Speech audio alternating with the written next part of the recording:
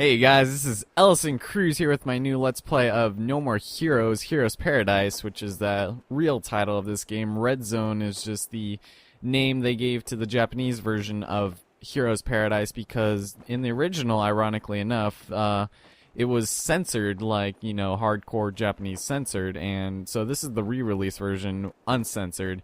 And this game actually is receiving a North American release on the PlayStation 3 on, I think, August 18th, and today is August 6th, so haha. So that's something I want to bring about before starting this. This game is the Japanese version. It has English voice acting as well as Japanese voice acting, but every subtitle and text in this game, except for certain things like right here, press start, certain things like this, is in Japanese. So you just want to kind of keep that in mind because it's really annoying. And unfortunately, I was able to go through on my Wii version of the game and get some of the, you know, important stuff, but for the most part, I'll be skipping a lot of the dialogue just because I honestly don't give a shit enough to look stuff up online and stuff like that. But most of the text is identical, so that's good. And not all of it is like groundbreaking in the games. There's just a couple of things randomly that we'll throw in. But anyway, so we probably want to get started on this soon, but just to let you guys know, subtitles will be off, which means as kind of a departure from my past Let's Plays, I won't be talking over the cutscenes. So I know some people probably get really annoyed by that, but yeah, I'm just gonna not talk during those, or I'm just gonna, you know, remove my voice from that because the voices kind of are hard to kind of hear, and the story is actually, I kind of like the voice acting in this game. It's a little over the top, but it's nothing like Eternal Sonata or Lenoir. It's kind of in the center of both of them, but at the same time not really. But anyway, I'll get into a lot of the differences between the PlayStation 3 version and the Wii version, but there's a lot of things that I like better in this game, and at the same time a lot of things I like better in the Wii version. But this game is awesome, and when it comes out in North America, you guys definitely should give it a try. It won't be called Red Zone, it'll be called Heroes Paradise, but that's what it's called. But I'll just be referring to it as No More Heroes. So let's actually get started. Now, I actually played through this before, and okay, this is really dumb. X is to go back, and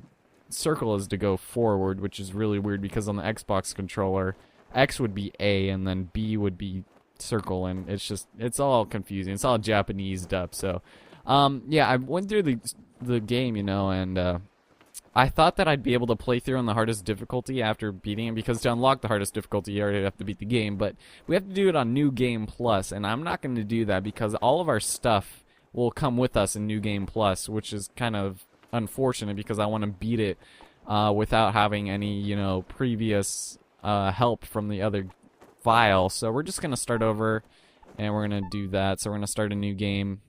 So yeah, I just kind of want to apologize for that, and I'll be explaining more. Sorry that intro part was kind of long, but I just kind of want to give a little backdrop on the story.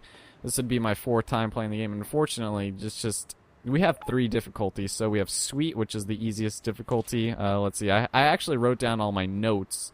So let's see. So for all the translations, so which actually took a lot longer than I thought, and I was almost gonna type it up, and then I was like, you know what, let's just write it. So Sweet, perfect for beginners, and then we got Mild, which is many strong men await you, which sounds really weird, but and then if you got Bitter, all it would say is extremely difficult, and part of the later levels are pretty hard, even on the easiest. So we're gonna go ahead and do it on Mild, and I'm really sorry. I really like making my Let's Plays on the hardest difficulty because it's just not fun to watch if it's too easy. But anyway, here we are starting out, and here's our protagonist, Travis Touchdown. Now this guy's pretty cool. He's like an anime fanatic. He's pretty cool, but so we're gonna get started.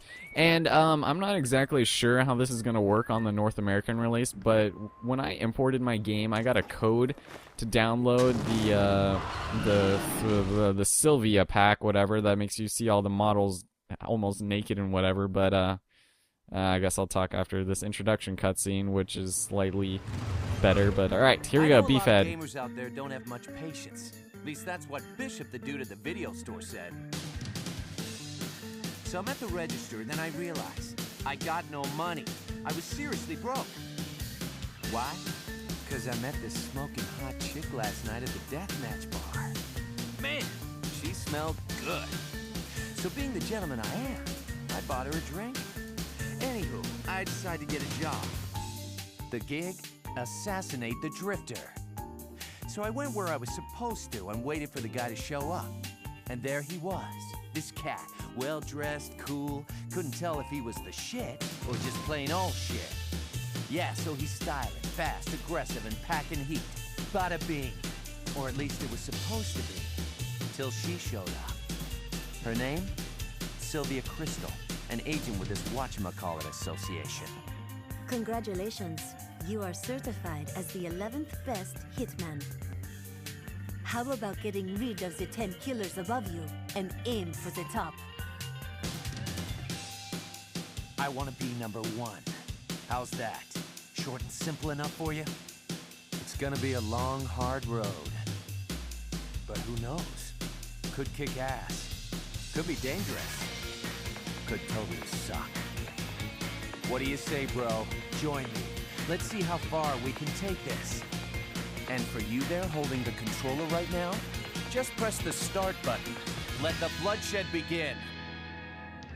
Alright, No More Heroes Red Zone. Now we're going to be tossed into another cutscene right here. But, it's fairly short. And we'll begin our first level. So that basically was telling us the backstory of what we're doing. By killing that man that we showed up to who thought he was the shit, we actually ended up entering this, series of assassinations to get to the top rank. So, yeah.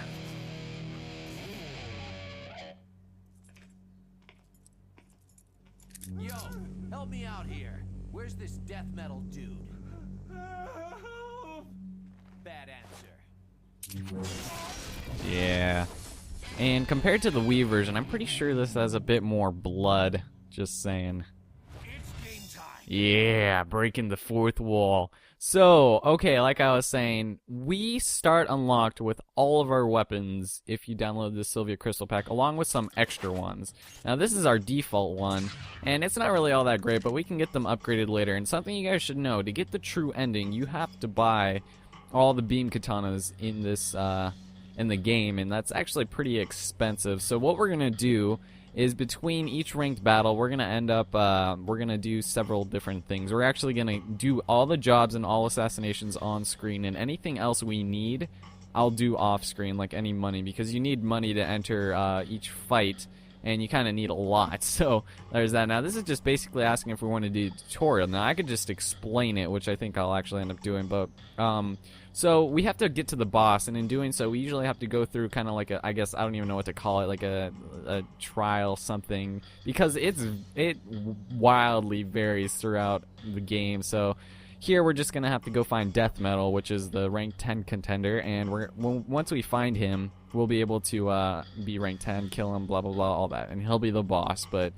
so let's just get started. We don't want to see no sneaking tutorials. Now here we're going to start fighting. Now we lock on with the left trigger right here, and this will guard also if we're not attacking. Now we press, God, I want to say, okay, if we press the square button, we'll do a low attack like that. If we press the triangle, we'll do a high attack like that. If we press B, we do a physical upper punch, and if we do X, we'll do a kick. So now here is what we do most of the time, is the slashes, and you'll see that slot machine come up.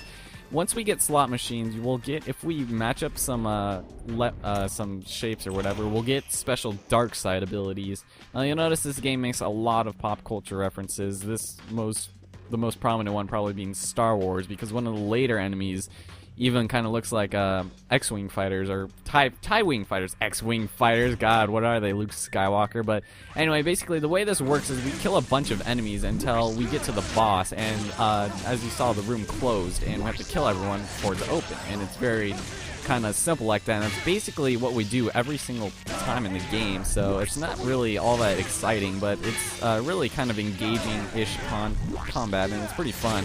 And just note that not all of them are going to be like, as you know, like cookie cutter like this. All of them are vastly different from another, except for one, which I'll mention when the time comes, is terrible. It's one of the worst game designs ever. And what we got right there was some health, and with that health, it'll recharge our health, obviously. Now, as you can tell on the side there's an energy bar, and that's for our katana, our beam katana. And to restore, we press R1, and then we have to shake the controller up and down. If you have a PlayStation Move thing, I didn't even know that existed.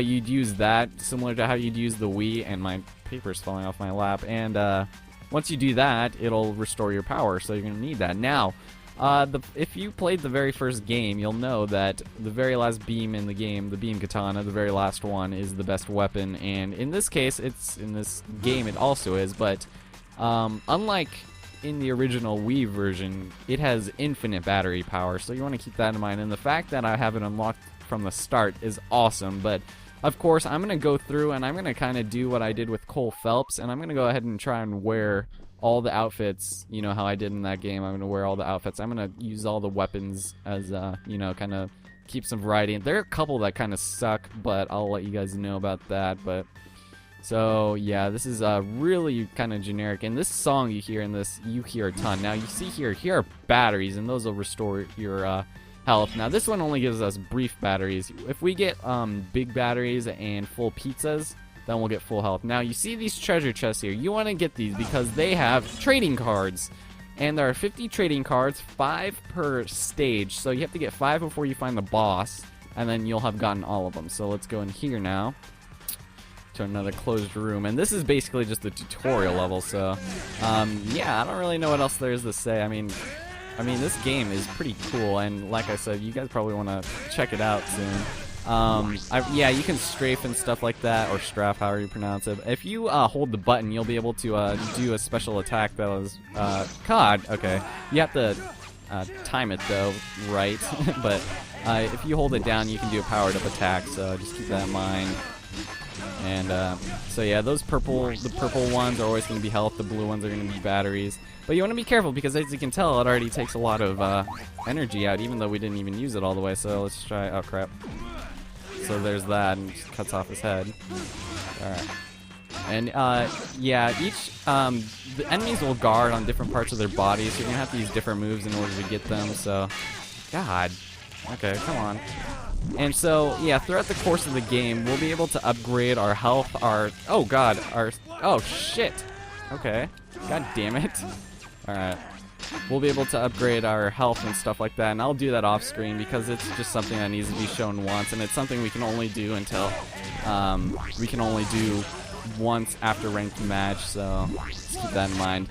In this game, they actually have a couple of bosses from the second No More Heroes, and I don't want that to spoil anything. I haven't even played that one yet, but we'll be able to fight those, and they're, like I said, we'll get to that in a little bit, but it's just like one of those weird, like, dream battles, kind of. So there's another little health. Now over here, now sometimes they'll have money, which is pretty good, and money is collected automatically. And oh my god, I am doing terrible right now. Alright, let's keep on going, and just random stuff like that, and we're going to want to go ahead and do that, but this game is repetitive. It is really quite repetitive, so playing it, you know, multiple times might lose its effect. So here we have Cherry, and I already kind of forgot what that one was, but now instead of in No More Heroes 1, that would go off automatically. Here we can actually activate it manually. We can collect up to 3 dark side mode icons, and then it'll save, and then that's as many as we can use, but we can't carry them over. We can't use them as unsparingly as we wanted to. So there we have a second one already. Those are actually really kind of hard to grab, so now we have to fight all the oh, sometimes that guy gets stuck in the door there, so you just kind of want to be careful about that. Okay. Alright, and let's see, is there anyone else? The door's gonna open right here if we got them all. Yep, there it is. Of course, we're gone from the cutscene. I think that's the only cutscene where it shows us gone. Now here we probably want to use it in this room, and so yes, dark side mode, obviously another reference to Star Wars. Once we use this, we'll be invincible for a short amount of time and do some badass shit. So, oh crap, actually there's a big room in this afterwards we could probably save them for, but no, let's just do it here. So we activate it like that. So, okay, now here everything just moves in slow motion, kind of lame one.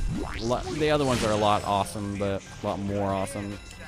And so these guys have katanas. Now, these guys aren't really that hard. We find guys with beam swords later, beam katanas also, and those guys are quite a bit more difficult, but yeah, these guys right here. And they have basically, you know, powered up moves and more health, so, and that thing right there is just saying that we need to kill all the people here in order to continue onwards. So, God, we're kind of weak for this part of the game. God, I'm so used to being all souped up and stuff. We're just using this crappy beam katana. Okay. So, alright, it's dead. Well, let's go grab some health really fast. Now, we're graded on how fast we beat this and how much health we have taken off. So you want to make sure you take as little health as possible. And it's not like it's super important, but you still probably want to, just to get more money out of it. So, and completing these generally is very easy. As long as you can get under like 25 minutes per level, you'll be good. So